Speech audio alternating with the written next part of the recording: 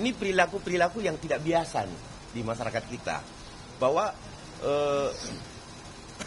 pencemaran, hujatan, dan yang paling penting ini ada unsur ya mengungkap data pribadi orang.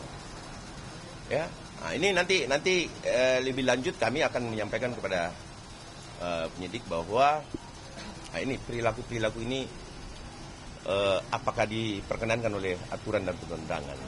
Ya, nah, jadi ada perilaku yang tidak biasa,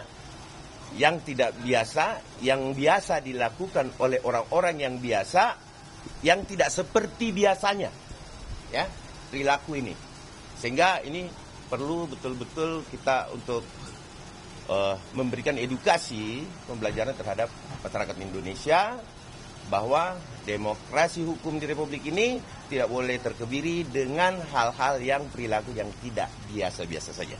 Oke? Bukti apa aja Pak dalam pemeriksaan? Nanti kita lihat apakah ini diterima buktinya, ya. Kita akan sampaikan nanti setelah kami lakukan kunjungan kepada penyidik, ya. Silakan Pak Ketum. Oke, jadi public defender ya. Sebagai warga negara yang baik, kita datang dipanggil dengan baik untuk memberikan keterangan. Jadi semua keterangan kita akan berikan yang terbaik. Kita akan buktikan bahwa apa yang kita beri adalah benar dan tepat. Dan saya yakin bahwa proses hukum tidak akan bermain-main, semua akan berjalan dengan baik. Jadi tolong kawali, kita sama-sama kawali apa yang kita laporkan, semua akan berjalan dengan baik. Kita yakin itu, karena semuanya sudah disetting begitu rapi sehingga hari ini hari yang terbaik untuk kita buktikan secara hukum. Terima kasih. Pasal apa aja sih Pak? Silakan. Oke, karena saya yang melaporkan, ya, mewakili organisasi saya, ya. Yang jelas yang advokat public defender, yang jelas yang kami laporkan ini adalah delik umum atau biasanya umumnya disebut delik murni. Delik murni. Ya. Yang mana, ya kan, apabila terjadi suatu peristiwa pidana, maka bukan korban dia boleh melaporkan. Contoh pembunuhan. Ya, kalau pembunuhan kan kalau kalian lihat di depan situ ada pembunuhan kan kalian boleh laporkan, betul tidak? Ya, jadi itu deliknya. Jadi jelas ini perlu teman-teman pahamin bahwa yang dilaporkan oleh Pak Jokowi di Polda Metro Jaya itu adalah delik aduannya. Yang kami laporkan adalah delik murninya. Ya. Pasal yang kami terapkan di sini adalah pasal 160, penghasutan. Itu jelas ya.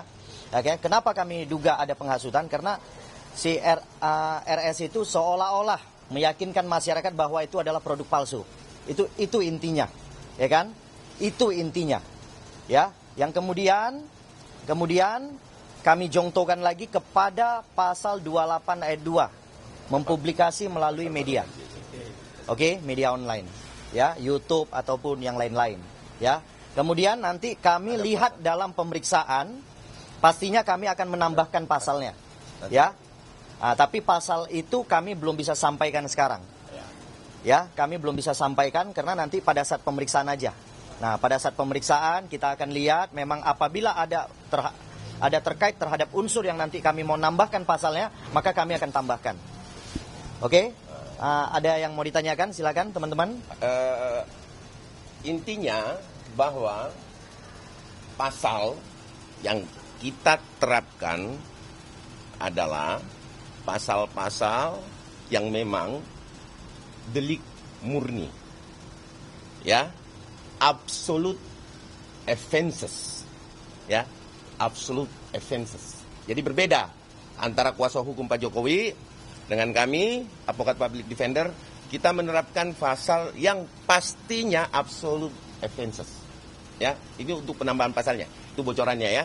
Tapi nanti kita akan sampaikan setelah perkembangan pemeriksaan. Pak, Oke, ada lagi? Tapi dalam laporan ini apakah sudah sowan ke pihak atau ke Pak Jokowi sendiri Pak terkait ini pertanyaan bagus, nanti yang jawab ketua umum ketua umum yang jawab. Nah, itu rencananya tuh Pak, biasanya memang seperti apa tuh?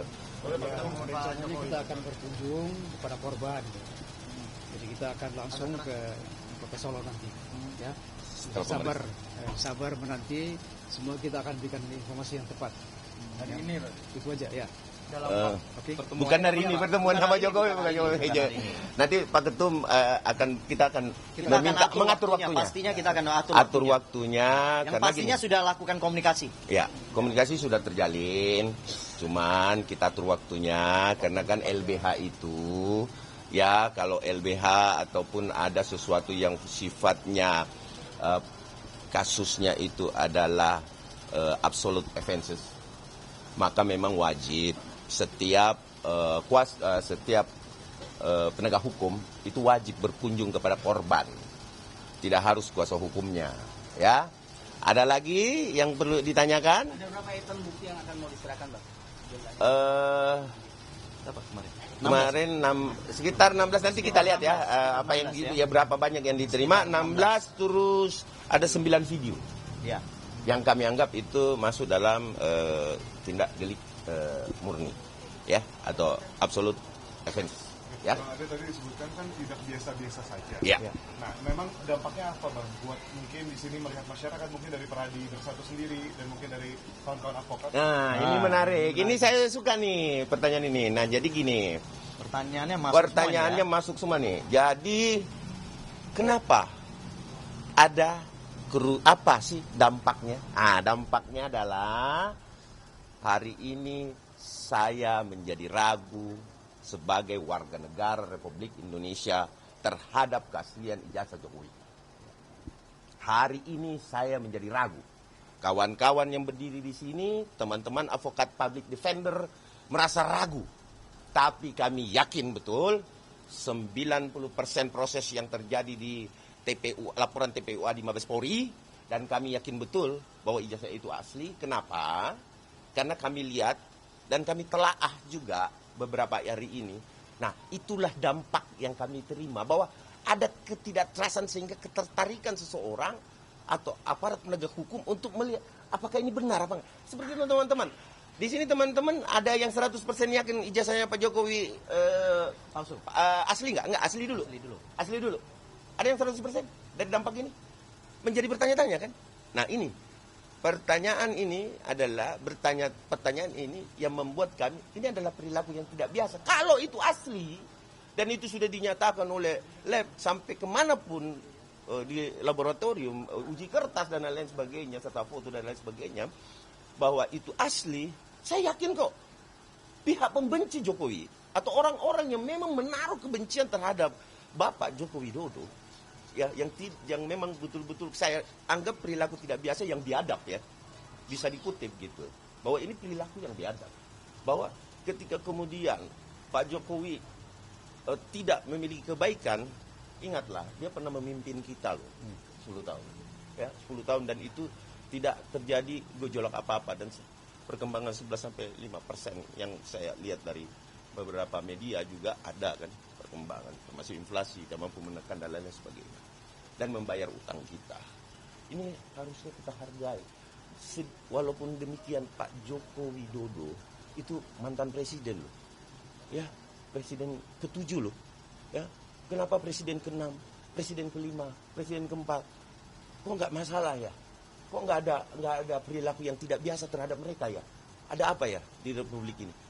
Ada yang sedang tidak baik-baik saja, atau ada orang yang memang menanam dendam atau kebencian secara personal sehingga mengembangkan perpecahan di antara masyarakat kita. Udahlah, marilah kita bangun Republik ini bersama-sama dengan baik, santun dan penuh tanggung jawab yang baik. Saya rasa pemerintahan Prabowo Gibran, kita lihat ke depannya banyak sekali program-program unggulan yang itulah yang harusnya kita protes ketika kemudian program-program itu betul-betul tidak berjalan sesuai dengan apa yang kita inginkan gitu.